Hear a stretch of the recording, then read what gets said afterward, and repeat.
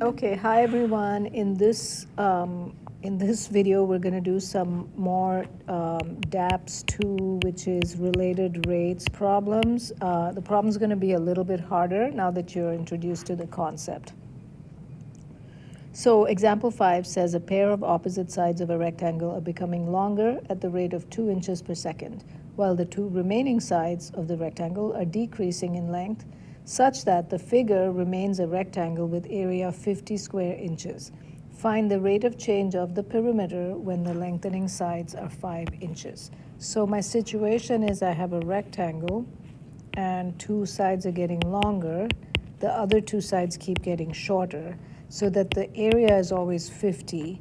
The perimeter keeps changing, right? So like in the next moment, it might look more like that, right? So the perimeter is changing, the area stays at 50. That's step one, is to understand the problem, draw a picture. Notice that I gave variable names to everything that's changing. The 50 is not changing, so I'm not going to write A for area, I'm just going to write 50. Okay, step 2 is to identify the given rate. The given rate is that dx dt is equal to 2 inches per second. Looks like it's always 2 inches per second. Step 3 is identify the find rate. That's dp dt, and we're asked to find dp dt. Here it is, the rate of change of the perimeter when the lengthening sides are 5 inches. So when x is equal to 5. That's what we're after. Step 4 will be to write an equation to relate the quantities. So we're going to say P, perimeter is 2x plus 2y.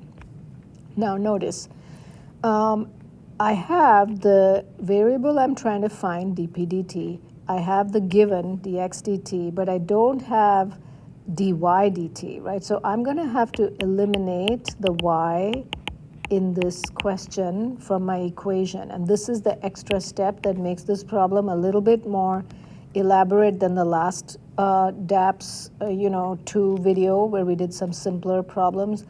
Here we're going to have to think, well, I want to get rid of this y. So I know that xy is always 50 because the area is always 50. So y is always equal to 50 divided by x. Okay, so I can rewrite this equation as 2x plus 2 times 50 over x, which is 2x plus 100 over x. And I'm going to write that with a -1 power because I know that I'm going to have to differentiate it in a minute. So step 5 now is differentiating both sides of this equation right here. So I'll get dp dt is equal to 2 dx dt, and then minus 100 over x squared dx dt. And now step 6, I'm ready to put all the numbers in, right? So dp dt when x is equal to 5 is equal to 2 times 2. 2 because the dx dt is always 2, right? Minus 100 over 5 squared times dx dt, which is 2 again. So I get 4 minus 100 divided by 25 times 2. That's 4 minus 8, or -4 inches per second, right? So the perimeter at the moment when x is equal to 5, the perimeter of the rectangle is decreasing at the rate of -4 inches per second. Okay, this next one is a very classic problem. You want to make sure you know how to do it. A water tank has the shape of an inverted circular cone with a base radius of 2 meters and a height of 4, right? So we can already sort of start drawing the picture.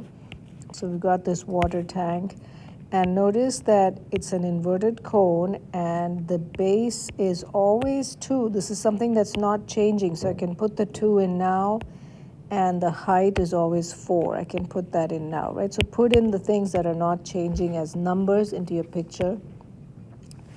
If water is being pumped into the tank at a rate of 2 meter cube per minute, right? So we're pumping water in here. Find the rate at which the water level is rising when the water is 3 meters deep. So, you've got a cone which is not changing, 2 by 4, and then you've got the cone of water, right, which is changing, and that cone has a height and it also has a radius. So this is the height and the radius of the water. Those are changing, so those need variable names, h and r. Okay, Step 2 is my given rate. So it says if water is being pumped into the tank at the rate of 2 meter cube per minute. Okay, so when I see that, I'm noticing it's a volume, right? So I should also give myself a volume name in step 1. So now, the thing that I've been given is dV dt, the rate of change of the volume in the tank of water. So dV dt is 2 meter cube per minute. Step 3 is identify the find rate. So it says find the rate at which the water level is rising when the water is 3 meters deep. So that is dH dt. I gave myself the name H for the height of water. It says that you want that rate when the water is 3 meters deep. So when H is equal to 3, that's what we're looking for. Okay, so step 4 is to find an equation. In this case, it'll be the volume of the water cone. V is equal to 1/3 pi r squared h, and you would be given that equation. And so now let's take a look at this. We are going to be differentiating in a minute with respect to time. When you differentiate, you just want the variables that you're given, the rate, the one that's in the rate that you're given, and the one that's in the rate that you're finding, right? So I only want V and H in this equation. So those I'm going to leave alone. The R I need to get rid of, right? And this is, again, example of some extra work, right, which you might have to do in a problem, a related rates problem. I want to eliminate R, okay? So this is where you look back into the problem and you look at all the information you've been given. In this problem, we were given that the big cone of water, the big tank, right, that has a radius 2 and a height 4, and that is not changing. And if you look at these triangles, the big one, 2, 4, and the small one, RH, you can see that those are similar triangles. So 2 divided by 4 is always going to be equal to R divided by H by the similar triangles from geometry, right? So, or you might have learned it as 2 divided by R is equal to 4 divided by H, right? Either way, you get one of these equations, and that's what you use to eliminate R, because if 2 divided by 4 is R over H, that means that R over H is always 1/2, just simplifying that 2/4, and so R is always equal to half of H, is what we're saying, H divided by 2. So I can come back here and I can rewrite this equation, getting rid of my R, and I'd have 1/3 on the bottom times 4, right? And then pi h cubed. So I have pi h cubed over 12 is equal to V. So I have an equation that relates just the volume and the height. And that's what I want before I jump into step 5, which will be dV dt is equal to 3 pi h squared over 12 dH dt. Again, treating this h cubed, h is the inside, cubing is the outside, okay? Okay, so then we can simplify this a little bit. So we can just, I would recommend simplifying this, so that your next step is easier. So this is dV dt is equal to pi over 4 h squared dH dt. Okay, this is our equation, which we take into step 6. Now, step 6, remember, is about putting in the numbers and the snapshot moment. So snapshot, it said when the water is 3 meters deep. So we want dH dt when the water is 3 meters deep. The water is 3 meters deep, so h is 9. H squared is 9, right? We put in 3 for h and we get 9. For h squared, dV dt is 2, because that's our given rate. And so then I can solve for dH dt when h is equal to 3, and that comes out to be 8 divided by 9 pi meters per minute. Okay, so our next example says car A is traveling due west at 50 miles per hour and car B is traveling due north at 60 miles per hour. Both are headed for the intersection of the two roads. So we've got one car that's going, in case you forgot your directions, north, south, west, no, east, I'm sorry. East is that way and west is this way, right? So we've got a car that's traveling west. And then we have, this is actually just call this car A, right? That's the car that's traveling. You don't have to draw a car, but I'm just showing you there's a car that's traveling west, and there's another car that's traveling north, right? That's our situation, okay? And they're traveling toward an intersection. It says that they're both headed for the intersection of the two roads. So basically we have two roads, one going like this and one going like this. We have a car which is moving this way and another car that's moving that way. And the question says at what, so you can sort of draw those two cars as two dots. The question says at what rate are the cars approaching each other, right? So that means we are talking about this red distance between the cars, right? And talking about how fast is that changing? That's what the question is asking when it says at what rate are the cars approaching each other, okay?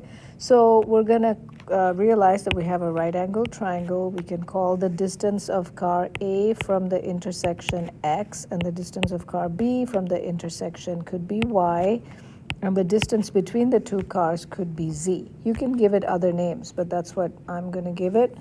And then let me go back here and write the equation. So this is my step one, is to understand the question and make a picture, okay?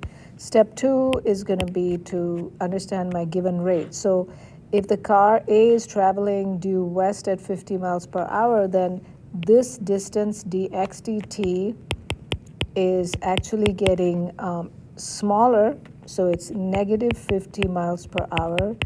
This distance is getting smaller because the car is approaching the intersection, and dy dt is also getting smaller at the speed of the second car, so negative 60 miles per hour.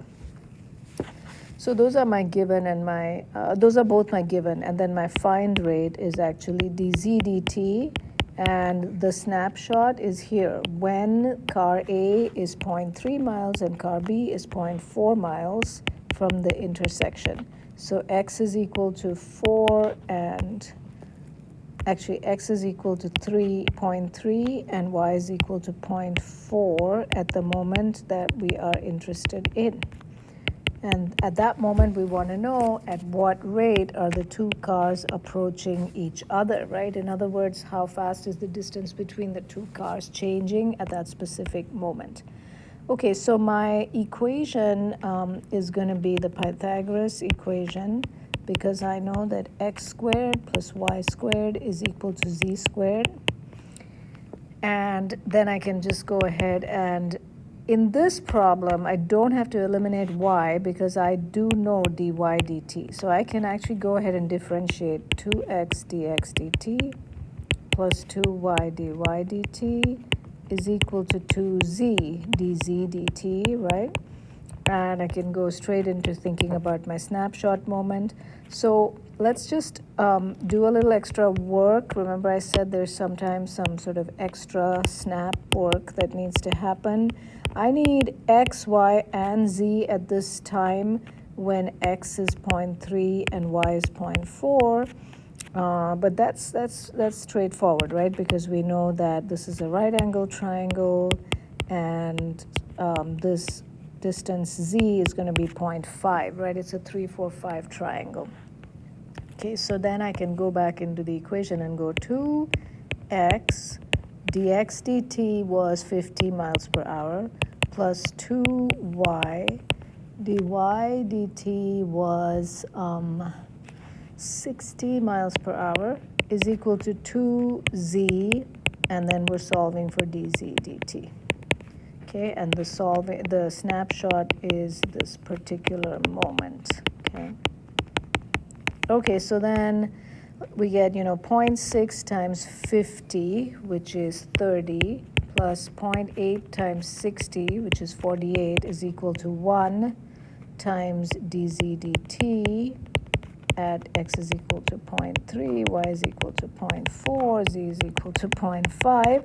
And so then dz dt is going to be, I forgot that my dx dt and dy dt are negative, right? So this is actually going to be negative 30 minus 48. And so I'll end up with dz dt is negative 78 miles per hour at this particular moment. Okay, and that's our answer. Okay, so here's the last problem. A man walks along a straight path at a speed of 4 feet per second. A searchlight is located along the ground 20 feet from the path, and it rotates to keep its focus on the man. So let's draw this before we do the rest. We've got a man, he's walking along a path. We've got a searchlight, and when they gave this distance 20 feet, they mean this perpendicular distance between the light and the man, right? So the light is this point right here, and the man is this black point right here, and this is our situation. And the light is rotating so that wherever the man is, right, it's focused on the man. So at what rate is the searchlight rotating when the man is 15 feet from the point on the path closest to the searchlight? So the point on the path closest to the searchlight is this point here, this black dot.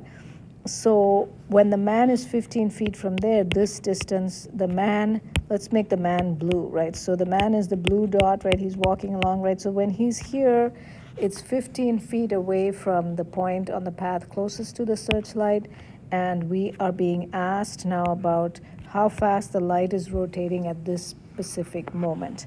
So that's just understanding the question, but now let's think about the things in the picture that are changing and the things that are not changing.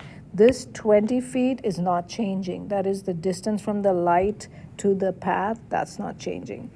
The man's position is changing all the time, right? So this 15, I shouldn't draw it in my picture. That is really just a snapshot moment.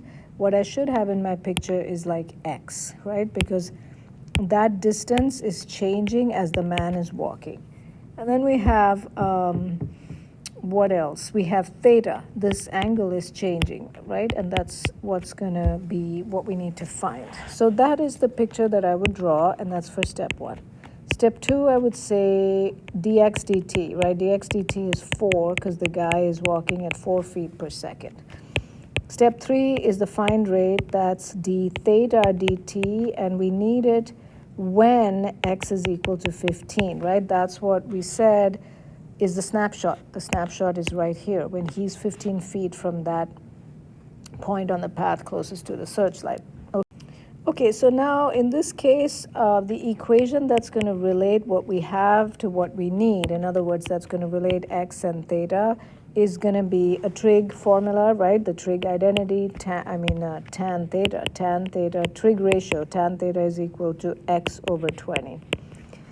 And so now let me see. Yeah, I've got an equation with just the two variables that I'm interested in. So I can now differentiate secant squared theta d theta dt is equal to 1 over 20 dx dt. Okay. Now, d theta dt is my find. Dx dt is what I have. So all that's great. Let's go in and think about the snapshot moment, right? So this is going to be all fine, except we got to think about our secant squared theta. This is 4 because the given rate is 4 dx dt. So let's do our extra work at the snapshot moment. Extra snap work. At the snapshot moment, I have this situation, 15 here, 20 here, and theta here, right?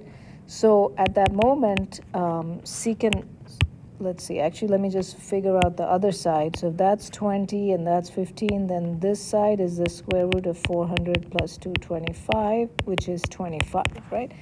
In other words, it's a 3, 4, 5 triangle, right? Because 15 divided by 5 is 3, 20 divided by 5 is 4, 25 divided by 5 is 5, right? So anyway, we get those, and we know then that this right here, we need secant squared theta. Well, cosine theta is going to be equal to adjacent over hypotenuse, or 4 over 5.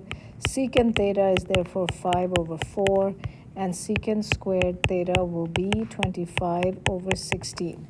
So I just go in here and I put that in for secant squared theta. It's not always 25 over 16. It's just that at the snapshot moment, right? And then I just have to do a little canceling and reshuffling, and I get my final answer, which is 16 divided by 125. Now, theta is in radians and the time was in seconds, right? So it's 16 over 125 radians per second is the rate at which the spotlight or searchlight would be rotating at that specific instant when the man is 15 feet from the point on the path closest to the searchlight. Okay, I hope you enjoyed all of those. There's no, it's not cookie cutter. Every problem's going to be different. But you can use these 6 steps, right? Let's summarize sort of the 6 steps here in our takeaways. The 6 steps, well, I'm going to actually make it 7 steps because the first step is to read and understand the problem. And you really have to get comfortable with doing that and just not skipping that step. It's going to take practice to get better at reading and understanding the problem. Step 2 is then draw a picture, right? Assign variable names to changing quantities and just put in numbers for things that are not changing. So variable names for changing quantities, numbers for unchanging quantities. So we're labeling our picture. Okay, and then next step will be to identify the given rate, and identify in step 4 the find rate, what you're finding. Then in step 5, come up with an equation, and again, there is no cookie cutter. You have to think about what equation might connect, right, the variable in step 3 with the variable in step 4, right?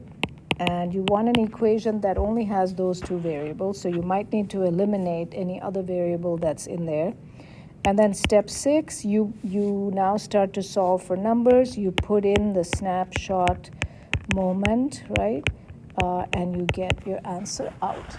Oh, sorry, I forgot one very important step, which is the most important step. Differentiate. Differentiate both sides.